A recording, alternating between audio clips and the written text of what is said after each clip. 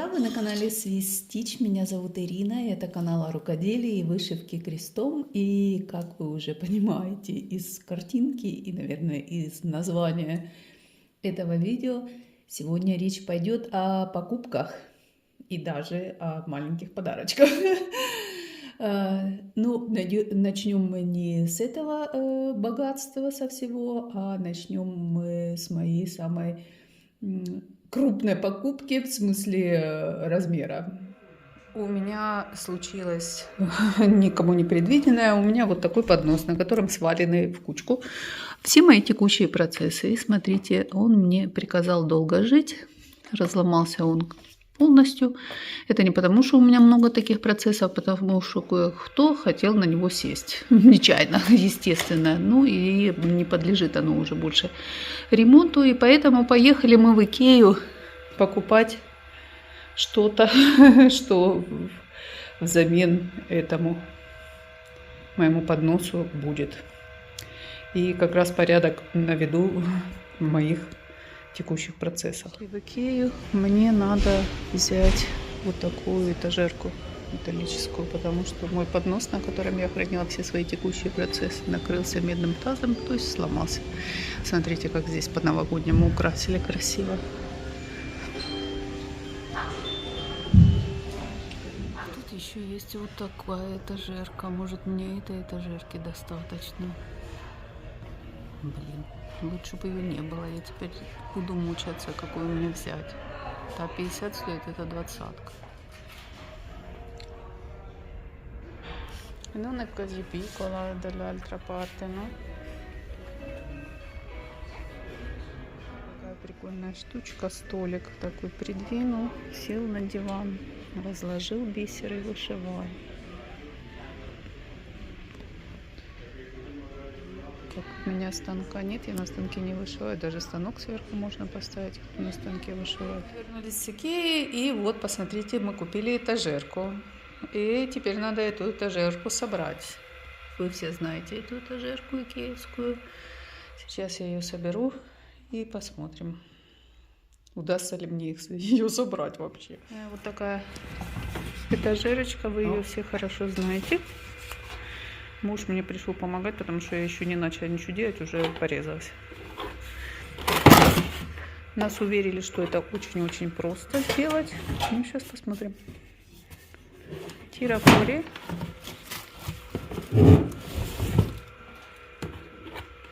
Это, наверное, будет самое сложное. Кучку собрать этот.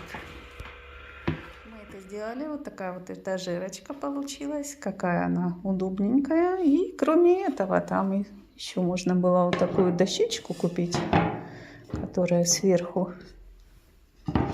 накрывается как крышечка, и можно использоваться как стол.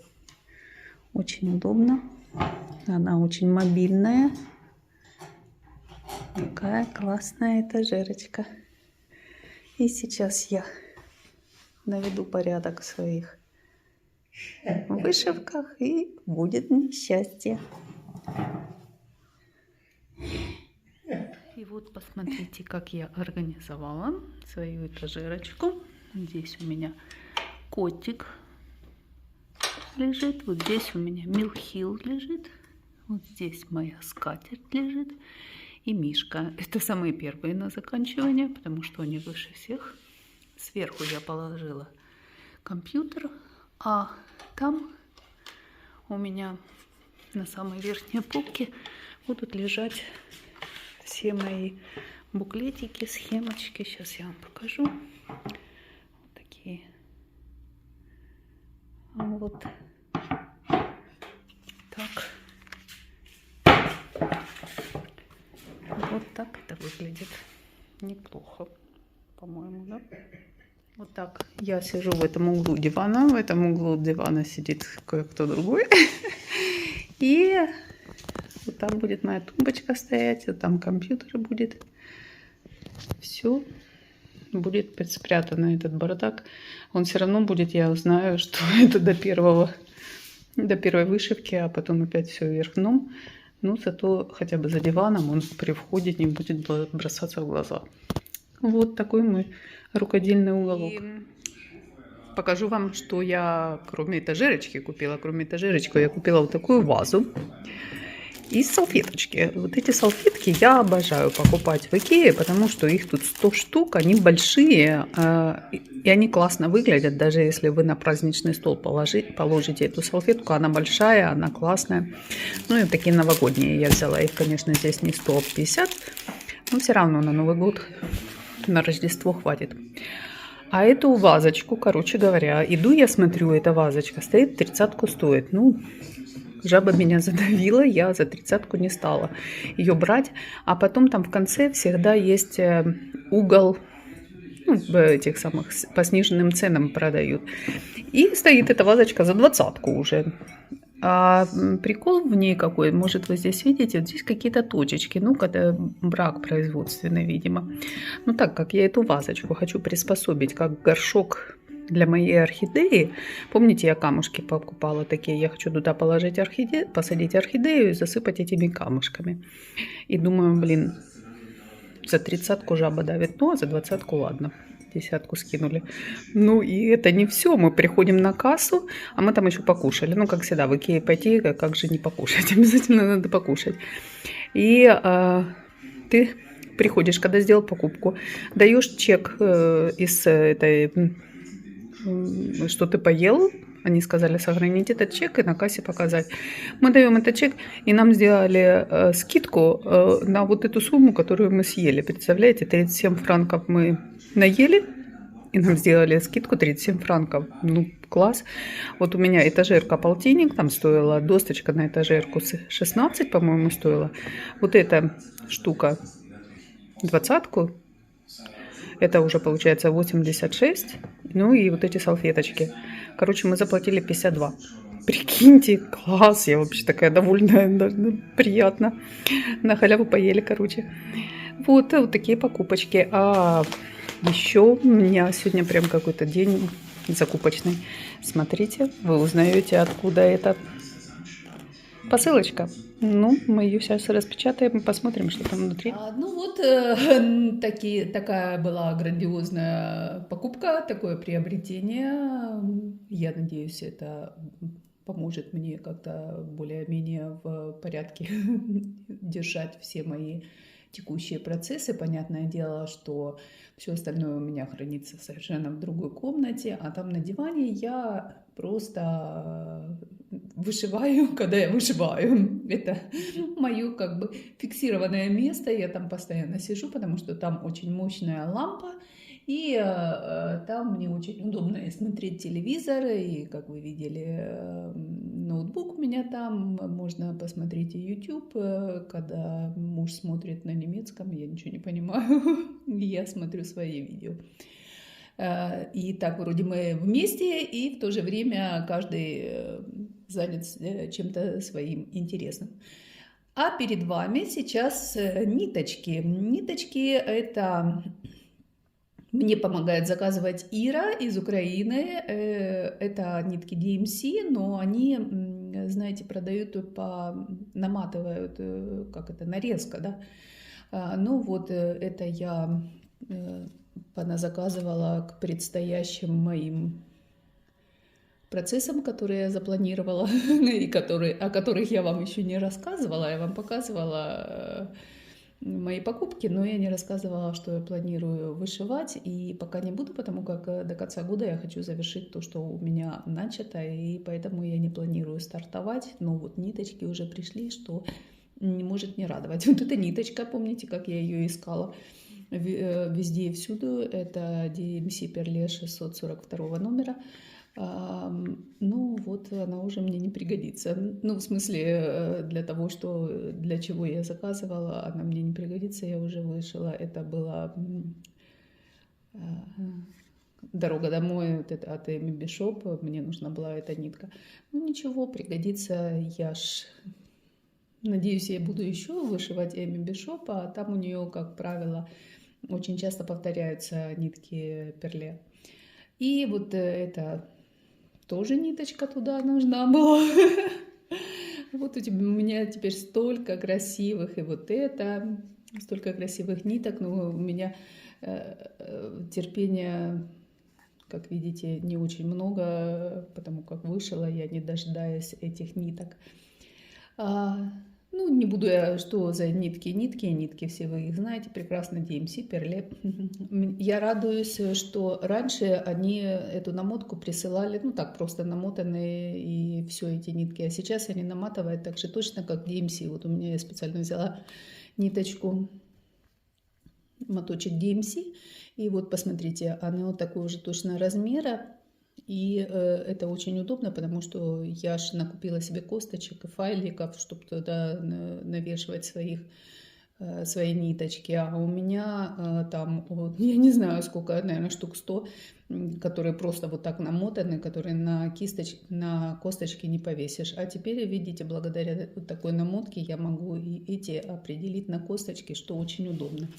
А для остальных я на Алиэкспрессе заказала вот такие бобинки. Это картонные бобинки, потому что пластиковые мне не нравятся, потому что там на пластиковых я наклеивала сюда номер этой нитки.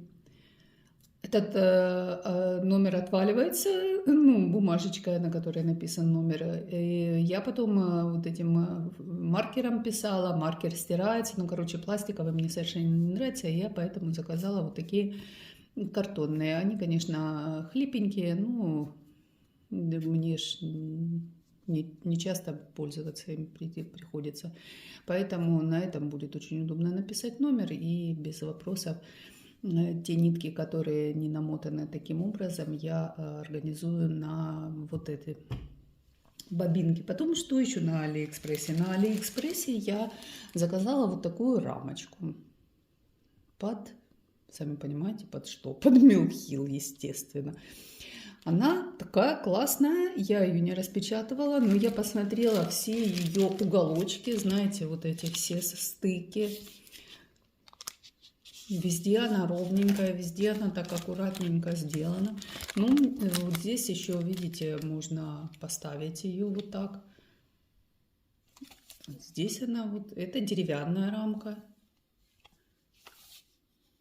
Ну, я довольна, знаете, как бы и цена даже очень приличная. И она красивая, там были другие цвета, но я взяла эту, потому что я сейчас эти кукурузы вышиваю, мне кажется, с кукурузами она будет вообще идеально смотреться. Эта рамочка классная. Взяла одну для пробы, но я так полагаю, что закажу еще несколько таких рамочек, может быть, другого цвета какого-нибудь. Там, по-моему, светлая была какая-то, белая. Ну, в конце концов, ее можно покрасить в какой-нибудь темный цвет. Ну, я не хочу красить, мне это нравится, раскраска очень красивая. Что еще? На Алиэкспресс я опять же заказала, сейчас я вот такой самоклеящийся бархат. Смотрите, как они упаковали, они на вот такую поролоновую втулочку намотали этот бархат, чтобы он не было складок. Класс, я довольна. Ну, такой какой-то размер не рассчитала, зачем мне столько желтого. Ну ладно, пусть будет, пригодится в хозяйстве. А заказывала я именно этот желтый, ну, ой, извините, на вот этот мой горшочек с медом, который я вышивала. Я хочу его, смотрите, на солнышке, я не знаю, вам видно или нет, но у меня так блестит. Бисер вообще, восторг, восторг. Какой классный этот сюжет. И вот я задничек сделаю вот таким желтеньким. Мне кажется, он будет очень красиво смотреться. И это будет подвеска. Ну, это не будет, это, по идее, это магнит. Милхил предлагает сделать магнит. Но у меня это будет подвесочка. Я все на свое дерево буду вешать. И благодаря вот этому горшку, что со мной случилось? Со мной случилось то, что я на 1, 2, 3 заказала кучу милхила. Это какая-то эпидемия сейчас идет, это милхиловская. И я даже знаю, кто виновник этой эпидемии. И я как-то вот такие маленькие сюжетики, ну, была абсолютно спокойна к ним. Но после того, как я вышила этот горшочек, ну, я просто не могла удержаться. И, как говорится, Остапа понесло. Сейчас я это все уберу, и мы продолжим. Итак, Милхил. Этот бочонок с медом меня вдохновил как нельзя больше. Сначала самая первая маленькая милхиловская штучка, это у меня была вот такая тыква. Она тоже очень красивая, очень, видите, на солнышке блестит замечательно. Ну, как-то она на меня не особо сильно произвела впечатление. Я ее вышила и оставалась совершенно спокойна. И то ли от того, что действительно на вышивальном, пространстве сейчас какой-то безумный бум на милхил, то ли от того, что я купила мое дерево, и теперь я могу сюда пристраивать мои милхиловские эти штучки всякие разные маленькие. Я, подверженная так же, как и все остальные, стадному чувству, побежала и поназаказывала себе. И сейчас мы посмотрим, что я там поназаказывала. Как вы можете видеть, у меня здесь в основном новогодние получаются игрушки и осенняя тематика. Ну, давайте с осенней, потому как уже вроде осень приближается к концу, и это, скорее всего, пойдет на следующий год. Я купила вот такую тыкву. Она мне очень нравится. Вы видели, я только что вам показывала желтую мою тыкву. Вот в пару к ней будет еще вот такая тыква. Там есть еще одна тыква, которая мне очень-очень нравится. Где она?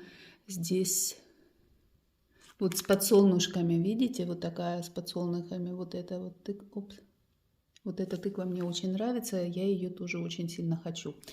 Вот здесь это будет у меня такая тыква. Посмотрите, какие красивые здесь турецкие огурцы, как она украшена сердечком, какие цвета. Ну, конечно, тыква – это вообще беспроигрышный вариант вышивки. Но согласитесь со мной, вот везде в вышивке, где присутствует тыква, она просто завораживает, привлекает внимание, и ее хочется сразу вышить. Я обожаю все сюжеты с тыквами, и не осталась я также равнодушна к вот этим белым тыквам. Юля Крафт их вышивала, они прекрасные, они великолепные.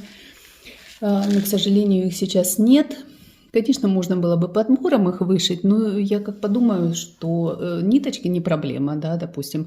Но вот эти бисер заказывать, ну, хотя надо посмотреть, сколько там какого бисера может у меня в остатках и наберется на эти белые тыквы, потому что, ну, вы помните, да, вы поняли, о каких белых тыквах я говорю, милхиловских. Они чудесные, прекрасные, великолепные, и я поставила себе оповещение, когда они появятся, я хочу, чтобы мне их, ну, их купить. Так, это была тыква. Потом посмотрите, какое чудесное красное яблоко. У меня есть зеленое яблоко, но оно от Tele Artis, и оно совсем другое. Если вы помните, оно у меня на рюкзаке пришито, это яблоко. Это будет яблочко на бумаге. Все сюжеты я буду делать на бумаге и буду делать их с подвесиками. Ну, как я уже вам сказала, чтобы навесить это все на свое дерево. Оно у меня небольшое, и мне вот такие маленькие сюжетики идеально подойдут к этому дереву. И вот такое красивое яблоко, смотрите, оно тут вот такие бисеринки. Здесь вот есть также, видите, какие камушки интересные, украшательные.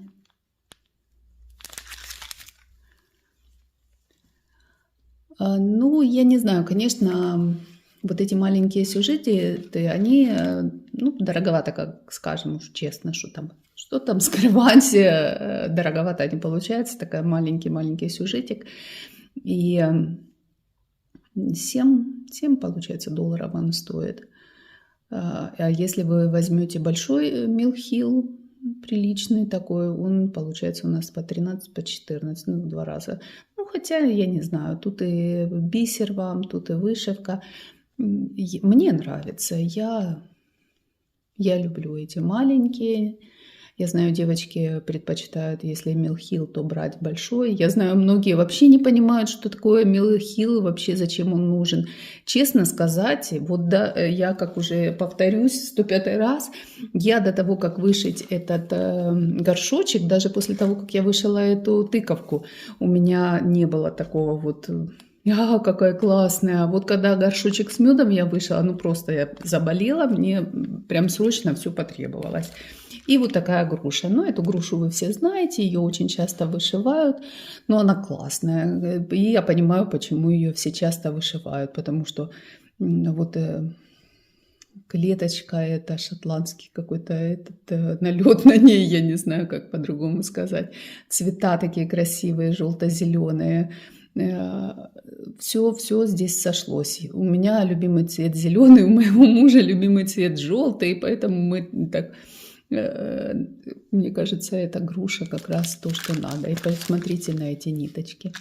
И вот какой здесь камушек внутри.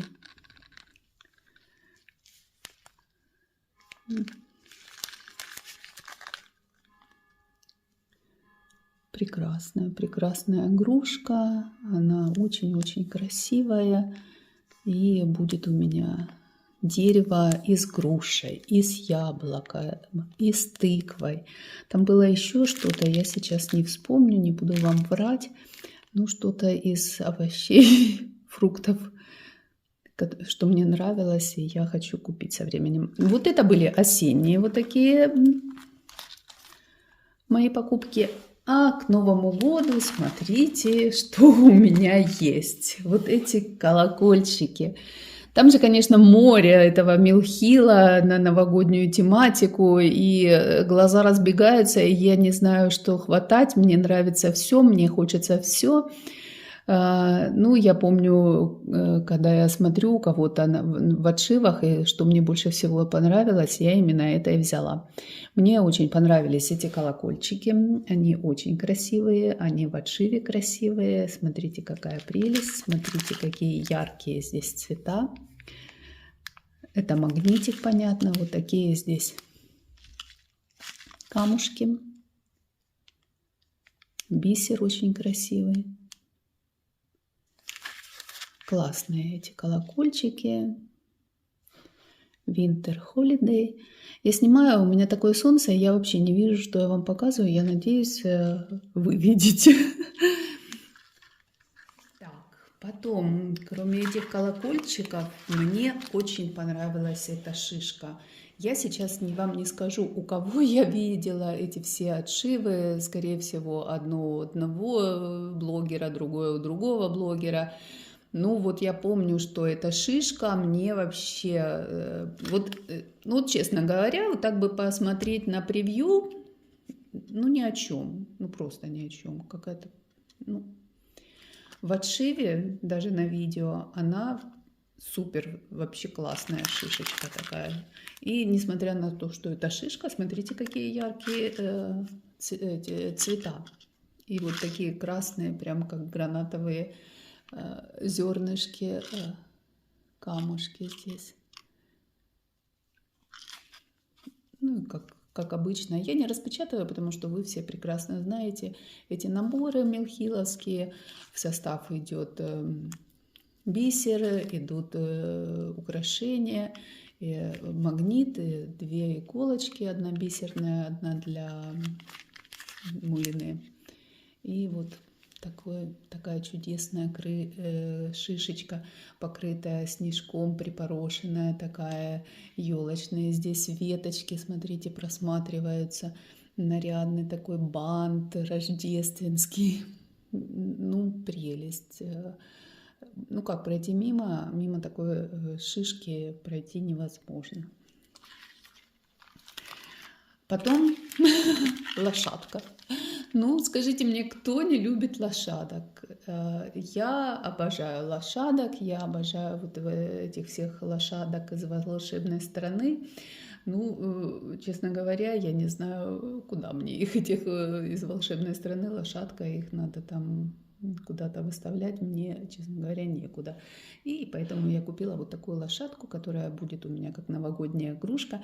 Мне почему-то эта лошадка как-то очень сильно напоминает, сразу в голове такая звучит мелодия из «Щелкунчика» новогодняя, вы знаете, о чем я говорю, и вот эта сверкающая елка, и там на этой елке висят вот такие игрушечки, именно вот такие лошадки, солдатики, ну прелесть. И мне прям, ну сразу, не знаю почему, но мне сразу какое-то новогоднее настроение эта лошадка дает. Красивая очень. Здесь практически очень много бисера, смотрите, здесь совсем немного мулине, и вот бисером очень много вышито, несмотря на такую маленькую. Смотрите, какие красивые зеленые камушки здесь у нас есть. И такой очень красивый моточек мулине. Смотрите, вот этот цвет такой интересный, цвет морской волны, наверное. Ну, вот в этой серии, я как-то эту серию не очень... Вот давайте посмотрим, что тут в этой серии есть. Здесь есть машинка какая-то, гирлянда, зайчики, не пойми что, и веночек. Ну вот лошадка, это самое оно. Лошадка мне очень нравится. И, естественно, я ее взяла.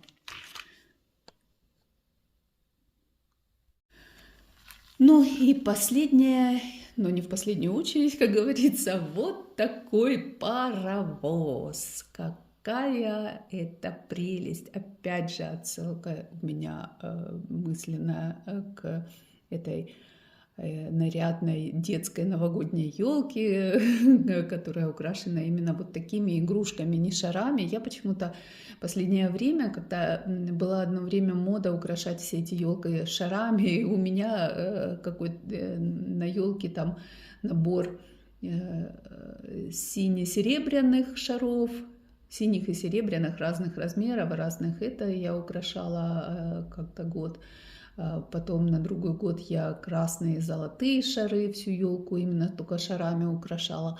А сейчас мне вот так как-то очень нравятся вот эти елки, которые украшаются именно вот такими игрушками, которые, ну, в виде там, как я уже сказала, лошадок, солдатиков, вот таких паровозиков.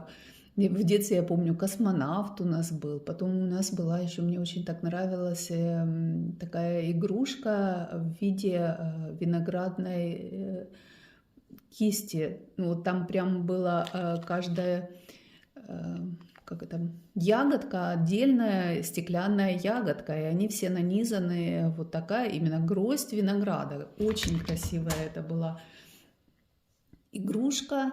Ну, где-то она там у родителей. У папы там где-то, наверное, до сих пор и лежит, не знаю даже где. С этими событиями, ну да ладно. Ну вот такой красивый очень паровоз. Видите, здесь, наверное, золотые какие-то. Нет, желтенькие просто ниточки, золотых нету. Но зато смотрите, сколько здесь бисера. Какой он весь красивый, яркий, красный, желтый, зеленый, серебристый. И вот такие серебряные камушки. Вот будет чем заняться, как говорится, перед Новым годом. Вот такие у меня были покупочки. Я, по-моему, показала вам все, что у меня было. Пишите свои впечатления, заразила я вас, кто еще не был заражен вирусом Милхила. В этом году просто какое-то действительно повальное увлечение Милхилом. Я смотрю, все вышивают, ну и это понятно, такая прелесть, такие милые маленькие сюжеты, быстро, которые вышиваются быстро, которые приносят удовольствие, быстрый результат и радуют не только взрослых, деток, всех. Особенно вот в преддверии Рождества и Нового года. А на этом, друзья мои, я заканчиваю свое видео. Я вам желаю всего наилучшего и встретимся в следующем видео. А пока всем пока.